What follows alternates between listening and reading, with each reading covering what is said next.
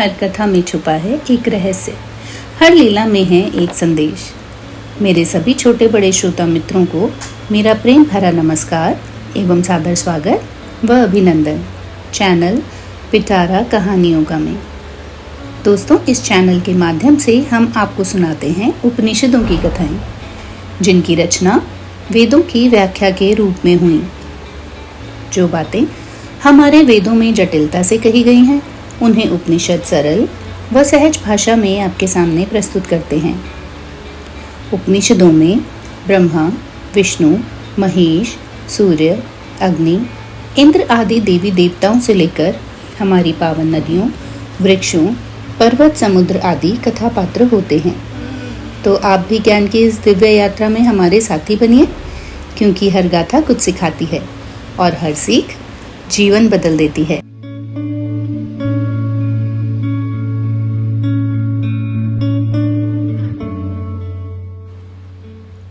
दोस्तों, जैसा आप सभी जानते हैं कि जब दक्ष प्रजापति ने एक बहुत बड़े यज्ञ का आयोजन किया और उसमें उसने श्री शिव जी को आमंत्रित नहीं किया, जिस बात से क्रुद्ध होकर माता सती ने योगाग्नि से स्वयं को भस्म कर लिया। और इसी कारण माता सती के अभाव में श्री शिव जी लीलावश पागल जैसे हो गए और एक शांत स्थान पर जाकर माता भगवती का ध्यान करने लगे। अब जब शिव जी ने गृहस्थ जीवन का त्याग कर दिया और कठोर तपस्या करने लगे, उसी समय पृथ्वी पर तारकासुर नामक एक क्रूर और पराक्रमी दैत्य उत्पन्न हुआ।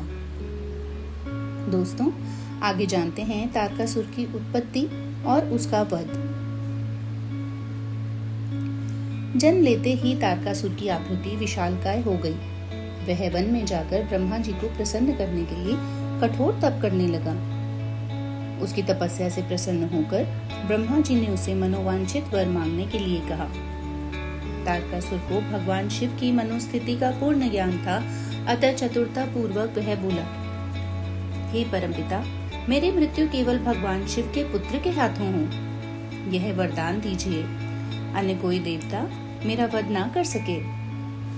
ब्रह्मा जी ने तारकासुर को मनोवांछित वर प्रदान कर दिया। अब क्योंकि देवी सती की मृत्यु हो चुकी थी और भगवान शिव तपस्या में लीन थे, इस कारण उनके पुत्र की कल्पना भी असंभव थी। तथा देवताओं के मन में चिंता का नाग डेरा डाले हुए थे। अब वर प्राप्त कर दैत्य तारकासुर ऋषि मुनियों पर अत्याचार करने लगा। उसके अत्याचारों से पृथ्वी पर हाहाकार मच गया। शीघ्र ही उसने तीनों लोकों पर अपना अधिकार कर लिया। तब भगवान विष्णु के परामर्श से ब्रह्मा एवं इंद्र आदि देवगण हिमालय पर्वत पर जाकर माता जगदम्बिका की स्तुति करने लगे। देवताओं की करुण पुकार सुनकर भगवती जगदम्बिका वहां प्रकट हुई और बोली, हे देवगण, मुझे याद करने का प्रयोजन निसंकोच होकर बताएं। भक्तों की अभिलाषा पूर्ण करने के लिए मैं सदैव तत्पर रहती हूँ। मैं अपने भक्तों को दुखों और कष्टों से सदा मुक्त करती हूँ। देवता बोले, परमेश्वरी, तीनों लोकों में ऐसी कोई घटना नहीं है जिसका आपको ज्ञान ना हो। आप सर्वज्ञ हैं। माते, तारक, दैत्य तीनों लोकों में अत्याचार कर रहा है। ब्रह्मा जी ने उसकी मृत्यु भगवान शिव के पुत्र के हाथों निश्चित की है और भगवान शिव इस समय विधुर जीवन बिता रहे हैं। अतएव आप उस दैत्य के वध का कोई उपाय करें।